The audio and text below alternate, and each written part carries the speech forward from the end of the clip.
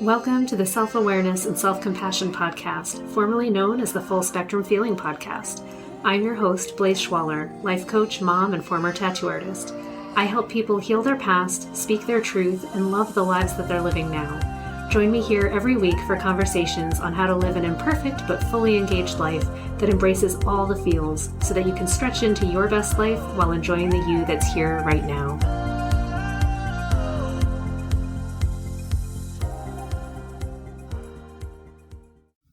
Hello, friends. I'm curious how you structure your year. Is January the beginning of the year for you, or is it another time of year that feels like a beginning? It's interesting that I think of spring as the beginning of the action of an actual calendar year. So in my mind, it's springtime. It's like the first warm days where you go out and you're like, oh, it doesn't feel like frigid death outside. And you can go out and maybe there's rain. There's a different change in the way that the air smells, and it feels like it's the time to start taking action. So that's one of my big yearly event cues, I guess, like the environment changes and it feels like a beginning. But my other one is really this time of year, the autumn, as I'm going into the winter.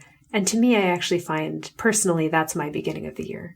And I like to start it that way because it's a dream time for me. Like winter is about dreaming, organizing, coming up with the plans of all of the things to be accomplished. And just, if there's a push forward, it's a very slow momentum. It's more about the mental side of things and the spiritual side of things for me. And then I think the spring is the action. The spring and the summer is let's do this. Let's get it together. This is the push time. They all have a very different flavor to those seasons. But I really love this time of year. There's something magic about it. There's something about everything being stripped away. Like in North America, it's the autumn. The trees have all dropped their leaves. There's something very open just in the air. There's still some warmth, right? There's still some warmth. The sunshine is changing. It actually gets dark a lot earlier. I'm on the eastern seaboard and I'm way over to the east. So it's dark out by 4:30 already, and it's going to remain that way until February, which kind of sucks. But it's okay, because to me, it's like this signal. If we're going to have daylight savings, it's also it must be that time of year where the mode shifts from trying to cram everything possible into every moment of the calendar day that goes until 8 or 9 p.m. To me, I'm no, I'm pretty good. I'm done by 5:30. I'm ready for just settling in, have my last drink of the day, finish my meal, read a book, chill out. There's lots of things that I look forward to changing about the way I approach life this year. So I want to get into that in a little bit as well and ask you to think about your goals. If there's anything that you want to modify that's a current habit that you're ready to release, if there's a current habit that you're ready to amplify and make a more prominent part of your life. I like to do both kind of simultaneously because I think I have more success that way. That if I'm letting something go, I want to know what I'm replacing it with so that there's not just a big void of a gap. If I leave a big emptiness, it either gets filled back in by exactly what I was trying not to do anyway, or some other very unconscious, probably not great for me habit. And I personally need to know what my strategy is, or it just doesn't really happen and I just keep doing the same old things. So we'll talk about that in a little bit. We'll explore it. But to talk about this season and what it invites, for me, an autumn season invites me to look back. So it's the harvest, right? We're looking at all of the things that happened in the last year and to go, which goals did I hit? What things happened that I wasn't even expecting that were great? Where did I grow the most? What did I try and, fail at? What did I try and succeed at? Where was there remarkable success? Where was there just acceptable, totally, okay, it's fine, maintained it? And where did I fall short? And I look at that not with an eye of judgment, but an eye at assessment. And I think those two are different. So if I'm assessing something, I'm just looking for the facts of what happened and to see the bigger picture of this happened and then this happened, this circumstance was happening and this was the result. Whereas judgment is, I did poorly, this went poorly, this went well. Like I'm not trying to add all that layer in just yet. I mean, I'm going to do it anyway because I'm human, but I would prefer to look at my year and assess it because it lets me see, perhaps for the first time sometimes, what actually happened. How much happened? Like, what things did I actually do that I've forgotten about or I've written off and I didn't celebrate properly? So that's a big thing in my life as well, is that I love to be able to look back and appreciate good things that happened. And I do find that without taking conscious moments to do that, it's so easy to forget, you guys. And I'm sure you feel the same way. Like if you don't take a moment to look back and go, oh my God, like I did that speaking engagement, or I went to the scary place and I did a hard thing. It's like once we do it, we forget immediately all of the effort that went in, how hard it was, like what we had to overcome to even make that happen. And we're just on to the next challenge. And that happens so much in everyone's life, in modern life, that I make deliberate intention to separate that out for myself and go, okay, I need to sit down and appreciate the fuck out of the things that I did that were hard this year. That, yeah, sure, they happened now and they're already done and whatever, they're over. But they were a big deal. Some of these things were really hard for you, or they scare you and you're not really looking at them as a normal part of your life. So what things happened that stand out? And for me, if I look back, I had 2 speaking engagements and got paid for them. That's pretty amazing. And it's been a while since I've done that. So the last time I've been paid for speaking engagements was back when I was tattooing. And then I've done a few since, but mostly just for practice and to see if I could do it. So I feel like, whoa, that's an up level. And these were not short. I wasn't going in and talking for 10 or 15 minutes or 20 minutes. I was talking for an hour and a half or an hour and 45 for one. And another one was an hour long. And that was just me by myself figuring it out. So that was a big deal. It's not something that I do typically, and I don't find myself in that position often. So it required me to really stretch myself and grow and face my fear, face my fear, come up with a plan, execute it. And I did it, and I did it pretty well. And I'm proud of myself for that. So it's nice to look back and see those as like 2 little hills, right? Like if there's the landscape of my life, those are some highlights. Those are some peaks. There's parenting peaks, good things that happened with my daughter. There were rough times that happened with her. There's, just life moments, and asking myself, well, how did I show up as a mom, as a woman, as a wife, as like a lover, like all of those things? How have I shown up? And do I like that?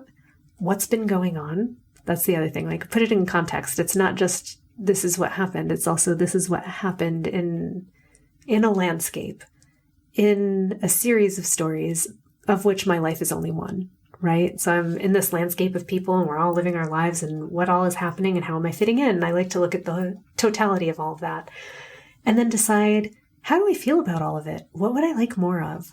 I love to ask people that question because I think we often ask, like, what are we ready to not do anymore? And that's fine. We all have opinions on that and things that we just can't stand and don't want to do. But I don't know how often we get asked what we'd like more of. I think it's a showstopper. You get asked that and you're like, shit, I don't know. What do I want more of? Then we come up with kind of generic answers sometimes, like, oh, I want more love. I want more love. I want like a happier relationship. It's just kind of meh. Okay. But what do you really want more of? And I'm starting to think about that for this coming year. So I think I want more moments to feel like I've expanded my capabilities. Like I've pushed and done something hard and overcome it. So that feeling, like if you've gone swimming and you swam a little farther than you thought you could and you're a little out of breath and you're like, oh, I can't even believe I did that. I want that kind of feeling a little bit more in my life. So it might mean pushing myself more physically. It might mean pushing myself more mentally, but not just in the privacy of my life. So I take a lot of classes. I'm learning Japanese. But if I want to have that feeling, I need to not just study Japanese at home. I need to get in front of someone who speaks Japanese and scare the shit out of myself and try to have a conversation. That scares the crap out of me, honestly. But at the end of it, there's that feeling. I kind of want more of that. And I think that pushes me to get better. So it's the same with like, I think I want to do more speaking. I think I might want to push to see, Could I do a group event? Could I do something that I'm directing? What would that be like? How can I include more people? So just expanding my capabilities and taking that plunge. That's what I want more of. I want more opportunities to appreciate my people.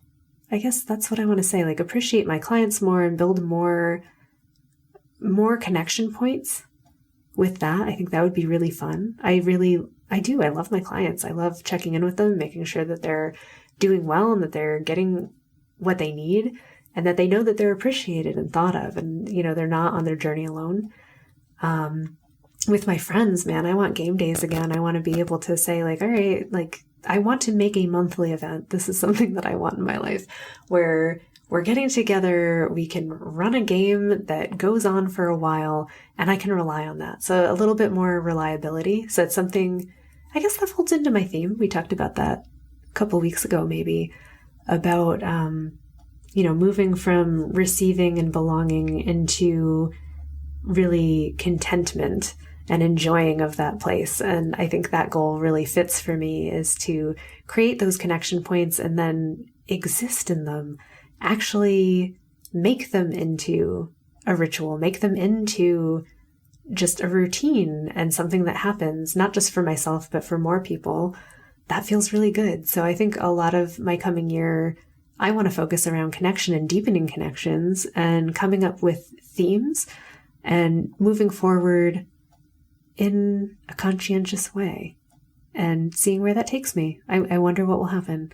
And there's always, of course, for me, looking back and seeing where I've succeeded with my health goals.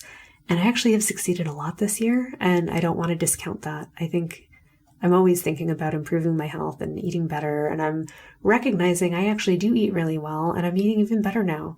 So I had my own little health scare recently, and I don't know if it's still ongoing. I think it is. But I'd taken some supplements and they had an ungodly amount of B12 in them. And I think I did some damage to myself. I should not have been taking them as long as I did. And I may have poisoned myself in a very interesting way. So recognizing that that's a possibility, I've been conscientious now of where else am I adding poisonous inputs in my life. So is it that I'm, eating the sugar? It actually was a huge kick in my butt to just drop it and say, I'm not going to do that anymore. And it's interesting because in a weird way, I recognize that I have gratitude for having poisoned myself, if that is what I did.